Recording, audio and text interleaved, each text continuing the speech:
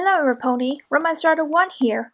Well, here I am again with a review. It's not on an episode or a show or a movie. This time, it's on a game that I played as a kid when I must have been 8 years old. And this is a not so good review of this game, and I don't think any of you would know it. It's a horse riding game, and I used to be crazy about horses as a kid, but then I fell off a horse, hurt myself, and I didn't get back onto the saddle ever again. Anyway, let's get to the review.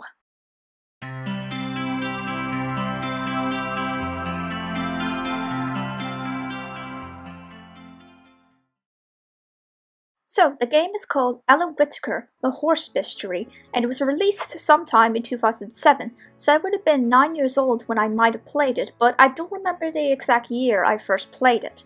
If the name Whitaker isn't familiar to you, that's fine. You would have needed to grow up with watching her in the Olympics or different horse events to know who she is. It's a horse riding game that is meant to have a lot of mystery where you need thinking skills and be like a detective and have a good story. It sadly doesn't do very well with the so-called detective parts, but it kind of does okay with the story. And the graphics do look very nice in this game, and I like the controls. It's just the so-called detective stuff they said would happen, it doesn't happen, so the mystery genre isn't very good. The story is basically that you're playing a girl named Amanda, who has moved to the country away from the city. So that's a typical horse-based story. Someone moves from the city to the country with their family. Her dad says that she's going to get her own horse, and you get to choose what horse you want. The one thing I wish this game had was you would choose a name or name your horse yourself. I think your horse is called Sapphire in this. So, you move into your home, learn how to take care of your horse, and you meet a girl named Annie who also owns a horse, and I think she does give advice on how to care for your horse as well. This kinda happens when you come up to her and ask why your horse is acting strangely later on in the game. Annie suggests that her horse could keep yours company and see if it helps. And a character named Marcus also appears, and you also have your eye on him, but Annie isn't so keen and acts strangely around him. There seems to be a reason for it, and it seems you'll also solve that apart from why your horse is acting strangely too. Marcus also has knowledge on horses. But that never happens, and if I remember correctly, at some point in the game, you find a blood-stained whip. If that is what you find in a locked place, why have a blood-stained weapon in a game meant for 7 years up?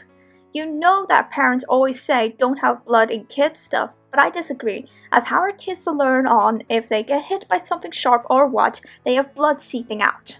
And if this game hadn't been so bad, I'm gonna guess the whip is something a horse is getting in like an abusive manner. I think you also meet this big shot who you see at contests and at one point need to win to continue, and you have a cutscene of you talking to him about something. Now, let's talk about the ending. Oh boy, I hate how this game ended, and it's why I don't like this game. The ending doesn't confuse me, it angers me.